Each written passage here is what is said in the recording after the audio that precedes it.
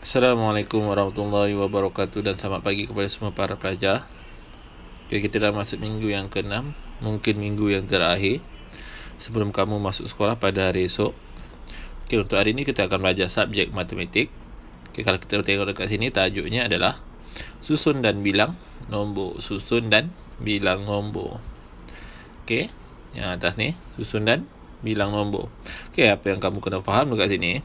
Untuk susun dan bilang nombor, okay, dia ada dua, iaitu tertib menaik dan tertib menurun. Sama ada kamu kena susun dalam tertib menaik ataupun kamu kena susun dalam tertib menurun. Okey. So dekat sini Ustaz dah sediakan lampiran daripada buku teks muka surat 11. Okey. Soalan dia, apakah nombor paling kecil? Apakah nombor paling besar pula? Okey, kalau kita tengok dekat sini dia ada bagi 4 nombor. Okey, yang pertama, kalau kita tengok sini, 3,000, 3,100, 2,800 dan 2,900. Okey. So dekat sini dia dah tunjuk. Kamu boleh nampak. Okey, ni. Susun nombor. Sama ada tertib menaik ataupun tertib menurun. Okey, untuk tertib menaik, nombor di hadapan, okey, ini nombor di hadapan. Okey. Untuk tertib menaik, nombor di hadapan adalah yang paling kecil. Dan yang terakhir, yang paling belakang sekali ni, okey, adalah nombor yang paling besar. Untuk tertib menurun, untuk di hadapan sekali adalah nombor yang paling besar. Dan nombor yang terakhir di belakang sekali adalah nombor yang paling kecil. Okey. Kamu kena susun daripada, okey, untuk tertib menaik ini daripada kecil, kedua kecil, ketiga kecil dan paling besar. Dan untuk tertib menurun kamu kena susun daripada paling besar, kedua besar, ketiga besar dan akhir sekali paling kecil. Okey. So bila kamu dah susun macam ni, kamu akan nampak nombor mana yang lebih besar dan nombor mana yang lebih kecil. So kamu akan dapat jawapan nombor paling kecil ialah 2,800 dan nombor yang paling besar ialah 3,100. Okey, sekarang ni kita beralih ke muka surat sebelah. Okey.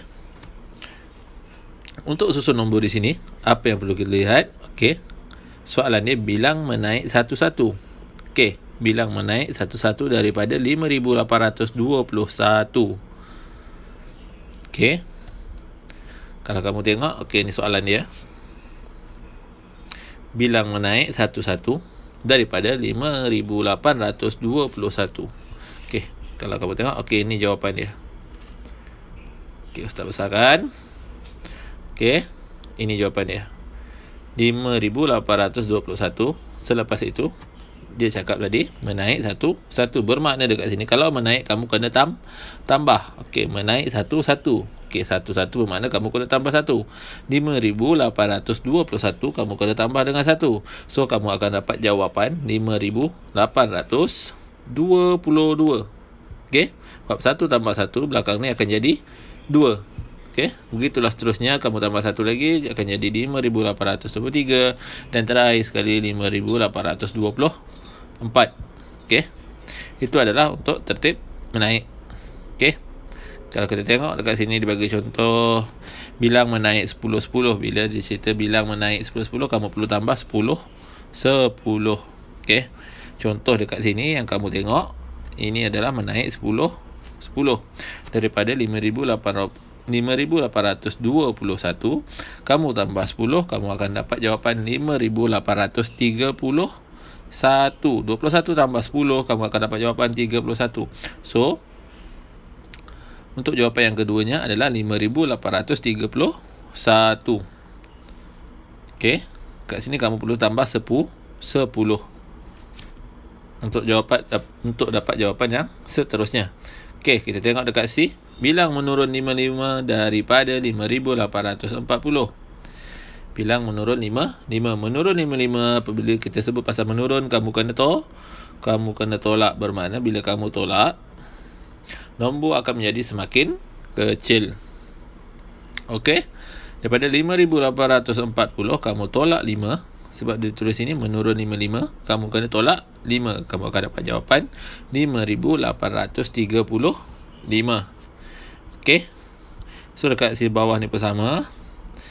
Bilang menaik 66 bermakna daripada 5,826 kamu kena tambah 6 untuk dapat jawapan 5,832. Okey, bila kamu tambah, nombor akan semakin besar. Okey, sebab tu Ustaz cakap tadi, kalau menaik nombor hadapan kecil, paling hadapan kecil dan paling belakang sekali adalah paling besar. Okey, untuk menurun kamu kena tolak. Bila Ustaz cakap tolak, nombor hadapan paling besar dan nombor yang terakhir sekali di bahagian belakang ada yang paling kecil. Okey. Kita tengok dekat muka surat sebelah, muka surat 13. Okey, ini pun sama. Bilang menaik 100 dan bilang menurun 1000.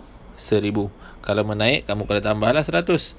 Kalau menurun kat sini 1000, kamu kena tolak 1000 untuk kamu dapatkan jawapan. Okey, Ustaz harap kamu boleh faham dengan sedikit penjelasan daripada Ustaz. Okey. So dengan itu Ustaz harap kita boleh berjumpa esok. Akhir sekali Ustaz nak cakap sekian. Assalamualaikum warahmatullahi wabarakatuh.